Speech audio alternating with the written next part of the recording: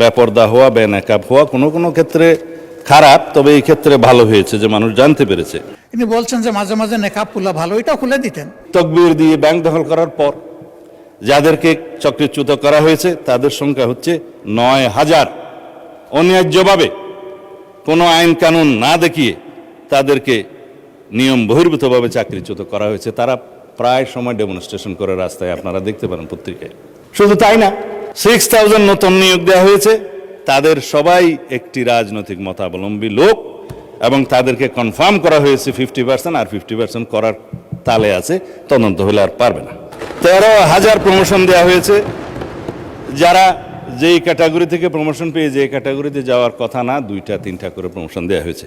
এই অনিয়মগুলো তো হয়েছে মাননীয় স্পিকার, ইসলামের নামেই তো হয়েছে বলে মনে হয়। সরকার পরিবর্তন হওয়ার পরে ৫ আগস্টের পরে আমরা যতটুকু জানতে পেরেছি যে তাদের সকলকে আবার পরীক্ষায় আসার জন্য ইনভাইট করা হয়েছিল যে আসেন, বিনা পরীক্ষায় আপনারা চাকরি নিয়েছেন, মিনিমাম নিয়মটা মানে এখন আপনারা চাকরিতে ফিরে আসেন। তারা কেউ আসেনি। কেন তারা আসলো না?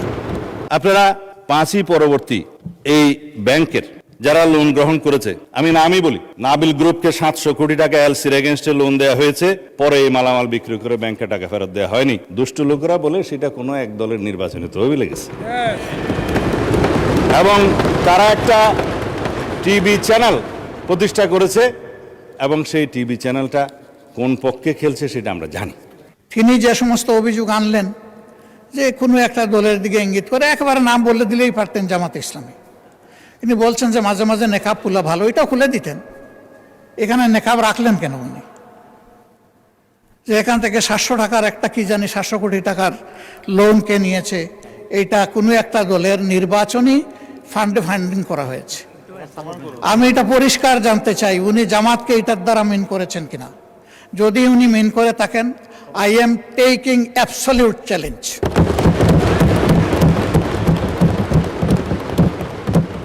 তিনি এটা প্রমাণ করতে পারলে আমি তাকে একটা মেডেল দিব পার্সোনালি। আরডিএস নামে একটা প্রকল্প আছে, সেই প্রকল্পের, এটা হচ্ছে ইসলামী ব্যাংকের একটা ফ্ল্যাগশিপ প্রকল্প।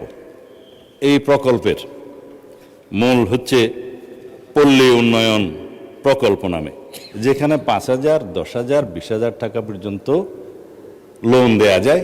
নারী গ্রাহকের সংখ্যায় বেশি। ভোটের আগে ১০,০০০ টাকা করে অনেক নারীকে দেয়া হয়েছে। লাইনে আমার এক ভোটার জিজ্ঞেস করছে, আমার এক কর্মী, মা আপনি কোথায় দিবেন? বলছে যে বাবা, বলছে কোরআনের দল না দিলে তো জান্নাতে যাওয়া যাবে না। ১০,০০০ টাকাও দিয়েছে, বলেছে এটা মাফ হয়ে যাবে, আরো ১০,০০০ টাকা পাবো। এইভাবে মাননীয় স্পিকার বোনাস হিসাবে দাঁড়িপাল্লায় ভোট দিলে জান্নাত পাওয়ার নিশ্চয়তাও দিয়েছে। এই আরডিএস প্রকল্পের মধ্যে কত হাজার কোটি টাকা ডিস্ট্রিবিউট হয়েছে জানেন? ২২,০০০ কোটি টাকা ডিস্ট্রিবিউট হয়েছে। ১১,০০০ কোটি টাকা আগে দেওয়া হয়েছিল। এই ৫ই আগস্টের ২০২৪-এর পরে নির্বাচনের এই বৈতরণী পার হওয়ার জন্য আরো ১১,০০০ কোটি টাকা দেওয়া হয়েছে। এর কোনো হদিশ নাই। আরডিএস প্রকল্প কোনো দলের নয়, কোনো ধর্মেরও নয়। আমি নিজে বোর্ডে ছিলাম, আমি জানি এখানে বিভিন্ন ধর্মের মানুষ এখান থেকে বেনিফিশিয়ারি।